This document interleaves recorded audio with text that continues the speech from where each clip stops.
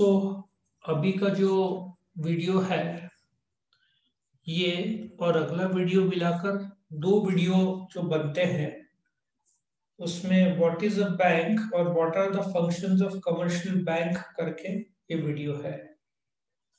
इस क्वेश्चन का रेलेवेंस इतना है कि इसमें एजेंसी फंक्शन, सेकेंडरी फंक्शन जो डिटेल है, प्राइमरी सेकेंडरी, सो छोटे छोटे चार भाग के अंदर के क्वेश्चन भी आने का चांस पूरा है। और ये जो क्वेश्चन है ओसी के चैप्टर नंबर 4 में भी है। और आगे तुम कोई भी कोर्स करोगे या बैंकिंग सब्जेक्ट लोगे इसका रिलेवेंस काफी है, इसलिए इसको मैंने काफी डिटेल्ड बनाया है। So let us start with the concept that is what is a bank.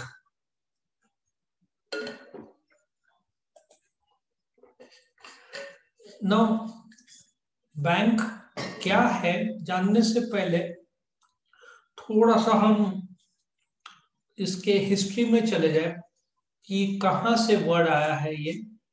सो तुम बोलोगे डिराइवेशन। द वर्ड बैंक ये आया है इटालियन बैंका एंड फ्रेंच बैंकी, ये दो शब्द से देखा जाए तो ये वर्ड बना है। वैसे तो ग्रीक से सबसे ज्यादा इंग्लिश बना है, लेकिन इटालियन फ्रेंच भी वर्ड यूज करते रहते हैं। बोथ मीन्स अ टेबल, मनी लेंडर्स टेबल, जिससे ये वर्ड आया है। ठीक है ना। सो तुम you will keep it short, 2 line का ही लिखोगे क्योंकि आंसर बहुत बड़ा हो जाएगा। अब ये तुम एग्जाम में लिखने की जरूरत नहीं है, बिकॉज नहीं तो तुम्हारा ABCDEFGZ तक चला जाएगा, इतना डिटेल इसमें फिर।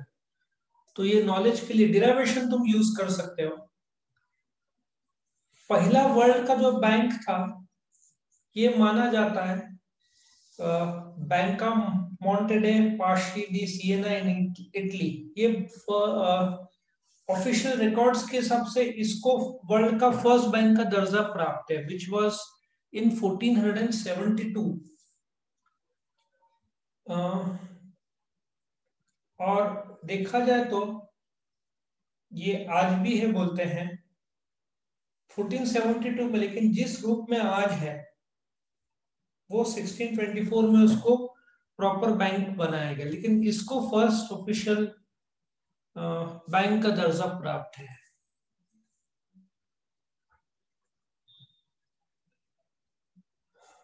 नौ भारत में बैंक कब आया या बैंकिंग कब शुरुआत हुआ। सो इन इंडिया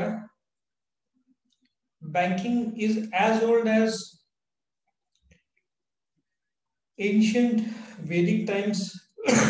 जैसे पुराना है वैसे बैंकिंग भी बहुत पुराना है अपने देश में। जो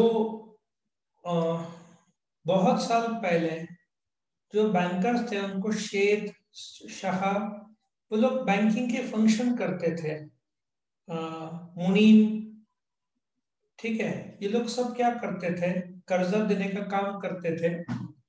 तो देखा जाए तो अपने देश में बैंक ऑफिशियल जो कंपनी के तौर पर नहीं बट इंसानों के तौर पर होता था, लेकिन ऑफिस कंपनी के तौर पर या ऑर्गेनाइजेशन के तौर पर जो पहला बैंक एस्टेब्लिश हुआ, बैंक ऑफ हिंदुस्तान 1770।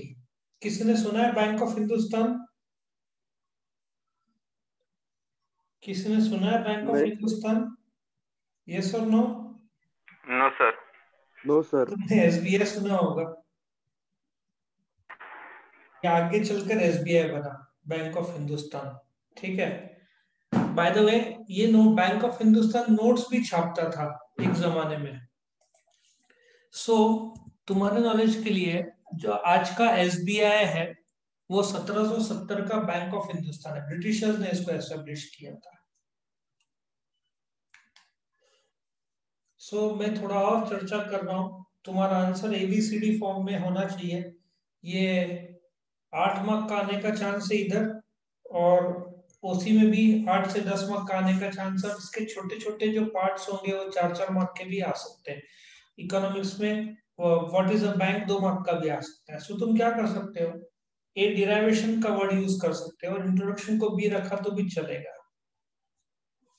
सो अभी हम आ रहे हैं व्हाट इज अ बैंक में। सिंपल सी भाषा में बैंक क्या है, एक संस्था जो पैसों में डील करता है। In simple words, bank is an institution या refers to an institution that deals in money. ये जो इंस्टीट्यूशन है ये डिपॉजिट लेता है लोगों से और उस पैसे से कर्जा देता है जिनको जरूरत है। सो कल जो अपन देख रहे थे, जिसके पास सरप्लस है वो डिपॉजिट करता है, जिसको कर्जे की जरूरत है वो बैंक से कर्जा लेता है। और एक इंपॉर्टेंट पॉइंट तुम बोलोगे, in India after the nationalisation of major commercial banks, तुम बोलोगे ये जो कमर्शलाइजेशन है 24 जुलाई मतलब 2-3 दिन पहले ही देखा जाए तो 1969 में बैंक्स को कमर्शलाइज कर दिया गया। और उसके बाद बैंक में काफी बदलाव आया। जो अपने देश में जो बैंक्स है उसको 1969 में कमर्शलाइज कर दिया गया, नेशनलाइज कर दिया गया। कमर्शलाइज बोलना नहीं चाहिए, नेशनलाइज कर दिया गया। करीबन 14 बैंक नेशनलाइज किए थे, फिर बाद में 6 किए थे। अभी लेकिन बैंक्स को मर्ज किया जा रहा है, 2-2, 3-3 पब्लिक सेक्टर के बैंक्स को मर्ज कर रहे हैं। सो 20 का आंकड़ा ही करीबन 16-17 में आ जाएगा, क्योंकि देना बैंक मर्ज हो गया with the bank of Baroda. ठीक है ना। ऐसे एक एक करके बैंक्स को, पब्लिक सेक्टर जो बड़े बड़े बैंक्स थे, SBI, state bank of Hyderabad, state bank of Patiala, सब मर्ज हो गए विद द एसबीआई। पहले सब अलग थे। तो इस प्रकार से अभी जो नेशनलाइज्ड बैंक्स है, ऐसा बोलते हैं कि 4-5 ही काफी है, 20-20 की कोई जरूरत नहीं थी। तो गवर्नमेंट मर्ज करते जा रहा है। अभी Dena bank will be called as bank of Baroda, वो बैंक ऑफ बड़ौदा के साथ मर्ज हो गया है। सो बैंक ऑफ महाराष्ट्र ले लो, उसका प्रॉफिट अभी 3 टाइम्स बढ़ा इस बार। सो डेफिनेशन ऑफ बैंक, ये तुम बोलते ना, रट्टा मारोगे। Bank is a company which transacts the business of banking in India. So bank क्या है, जो इंडिया में बैंकिंग का काम करता है, करेक्ट। बट क्वेश्चन ये है, what is banking then. So bank क्या है, जो भारत में बिजनेस ऑफ बैंकिंग का काम करता है। तो बैंकिंग क्या है वो भी मैंने बताया है। बैंकिंग के 2 पार्ट्स है। पहला एक्सेप्टिंग, क्या एक्सेप्ट करना, डिपॉजिट, किस लिए, कर्जा देने के लिए या इन्वेस्ट करने के लिए, ऑफ डिपॉजिट। सो बैंकिंग मतलब बैंक डिपॉजिट लोगों से लेता है, उस पैसे से दूसरों को कर्जा देता है या तो इन्वेस्ट करता है from the public, repayable on demand और अदरवाइज। डिमांड मतलब सेविंग्स अकाउंट। और कैसे विड्रॉ करोगे, बाय चेक, ड्राफ्ट, और आजकल तो 50 जरिए है। सो बैंकिंग क्या है, एक्सेप्टिंग, क्या एक्सेप्ट करना, डिपॉजिट, किस लिए, कर्जा देने के लिए या इन्वेस्ट करने के लिए। क्या एक्सेप्ट करता है, डिपॉजिट, क्या कर्जा देता है, ये डिपॉजिट में से कुछ हिस्सा। और जो लोग का पैसा अकाउंट में बैंक है वो कैसे विड्रॉ करेंगे, चेक्स या ड्राफ्ट। ये भी आउटडेटेड हो गया डेफिनेशन, क्योंकि विड्रॉ, चेक के जरिए विड्रॉल जो 10 साल पहले सपोजिटली तुम जाओगे बैंक में विड्रॉ करने के लिए 100 लोग करते थे, आज तो 5 लोग करते हैं, क्योंकि एटीएम डेबिट कार्ड आ गया। आजकल तो विदाउट कार्ड भी यूनो बैंकिंग जो एसबीआई में, उसके थ्रू तुम कर सकते हो। आजकल टेक्नोलॉजी काफी आगे आ गया है। सो बैंक, बैंकिंग और commercial bank. So what is a commercial bank. Commercial banks are the institutions that make short term loan. So तुमको टाइप्स ऑफ बैंक ओसी में है, बट कमर्शियल बैंक्स नॉर्मली 1 साल के अंदर बिल डिस्काउंटिंग, ठीक है ना, bank overdraft, cash credit, cash loan, ऐसे शॉर्ट टर्म लोन्स देते हैं and in the process create money. अब ये क्रिएट मनी को मल्टीपल क्रेडिट क्रिएशन बोलते हैं, पर दुख की बात ये है कि ये यूनिवर्सिटी ने सिलेबस में हटा दिया है। पिछले सिलेबस में था मल्टीपल क्रेडिट क्रिएशन, ये अभी डायरेक्टली बीबीए, बीबीए में तो मैक्रो इकोनॉमिक्स भी लगता है मुझे हटा दिया। सो बड़ा यूनिक है यार ये यूनिवर्सिटी वाले लोग। ये तुमको मल्टीपल क्रेडिट क्रिएशन मुझे लगता है हाँ सेकंड सेम में रहेगा। सेकंड सेम में बीबीए के वो भी मोस्टली तो हटा दिया है इन्होंने, नहीं हटा दिया है। सो ट्रेजेडी है कि मल्टीपल क्रेडिट क्रिएशन कैसे होता है वो सिलेबस में है ही नहीं। इन शॉर्ट बताओ कि कैसे क्रिएट करते हैं, जो पैसा आता है डिपॉजिट होता है उससे लोन क्रिएट होता है, वो कैसे क्रिएट होता है वो प्रोसीजर है, उस सिलेबस में नहीं तो मैं टाइम वेस्ट नहीं करूंगा। एक्ट, सारे के सारे बैंक्स जो भारत में हैं उनको एक एक्ट मानना पड़ता है, वो बैंकिंग रेगुलेशन एक्ट ऑफ 1949। सारे के सारे बैंक्स हैं उनको banking regulation act of 1949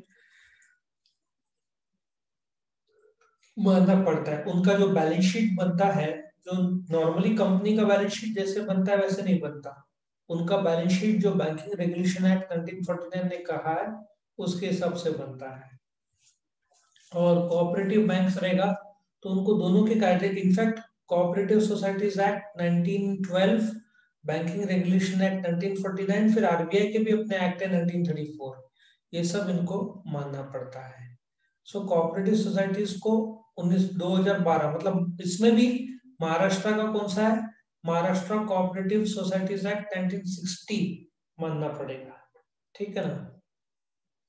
in Maharashtra cooperative societies act 1960 मानना पड़ेगा। और हाईएस्ट अथॉरिटी कौन है इंडिया में बैंक्स में, सीधी बात है द सेंट्रल बैंक। इंडिया में सेंट्रल बैंक को रिजर्व बैंक ऑफ इंडिया बोलते हैं। सारे के सारे एग्रीकल्चर के लिए नाबार्ड है, नॉर्मल बैंक्स के लिए RBI. NABARD is national bank for agriculture and rural development.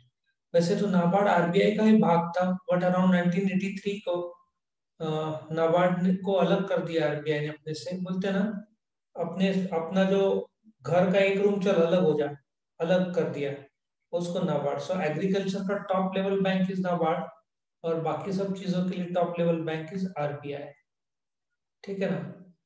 और ये तुम्हारे सामने बैंक्स इन इंडिया है जिसमें कमर्शियल बैंक्स है, स्मॉल बैंक्स है, पेमेंट्स बैंक है, कोऑपरेटिव बैंक्स है, ये सब। स्मॉल फाइनेंस बैंक में तुम्हारा, पेमेंट्स बैंक में आई थिंक पेटीएम आएगा, स्मॉल फाइनेंस में बंधन बैंक, सुना है बंधन बैंक, सुना है, ये भी काफी yes sir। आजकल। सो कोऑपरेटिव में भी अर्बन मतलब शहर में कोऑपरेटिव बैंक जैसे कि सारस्वत बैंक, रूरल जैसे गांव में जो हो, कमर्शियल बैंक में पब्लिक सेक्टर, ये अगेन मैं चर्चा में नहीं करूंगा, ये ओसी में 4th चैप्टर में बैंक्स में टाइप्स ऑफ बैंक पूरा दिया हुआ है उसमें, तो उधर आने वाला है। सो और ये बैंक्स का इंट्रोडक्टरी का आखिरी का पार्ट जो मैं तुमको बताऊंगा वो भी नॉलेज के लिए इम्पोर्टेंट है, इसलिए बताया जा रहा है तुमको। तुम्हारा आंसर एबीसीडी फॉर्म होगा और तुम कुछ पार्ट ड्रॉ भी कर सकते हो जो चार्ट दिया हुआ है, जो तुम्हारे सामने आ रहा है। इंडिया में बैंक्स के दो भाग है, पब्लिक सेक्टर बैंक्स बोलते हैं और प्राइवेट सेक्टर बैंक्स बोलते हैं। जो पब्लिक सेक्टर बैंक है वो है वैसे तो भारत में 12 पब्लिक सेक्टर बैंक्स है, 20 था, अब ये आंकड़ा 12 आ गया और ये और भी कम होगा भविष्य में। और जो प्राइवेट सेक्टर है जिसमें येस बैंक, आईसीआईसीआई, ये सब प्राइवेट सेक्टर में आएंगे। और पब्लिक सेक्टर में एसबीआई तो इंडिया का नंबर 1 बैंक है, पब्लिक और प्राइवेट दोनों का जोड़ दो तो भी वो नंबर 1 है। और प्राइवेट सेक्टर में एचडीएफसी, ठीक है, और ये नंबर 1 है। और प्राइवेट सेक्टर में एचडीएफसी, लेकिन देखा जाए तो आजकल शेयर बाजार में आईसीआईसीआई का धूम ज्यादा है, और एसबीआई वर्ल्ड के टॉप 50 बैंक्स में से एक है। और इनको ऐसा दर्जा दिया है अ, जो कभी फेल नहीं होते ना। एसबीआई ने भारत में दो बैंक्स को एक ऐसा दर्जा दिया है कि टू बिग टू फेल, इतने बड़े कि फेल नहीं होंगे। सो ये तुम्हारे लिए व्हाट इज अ बैंक का शॉर्ट में हिस्ट्री था, हिस्ट्री और इंट्रोडक्शन था।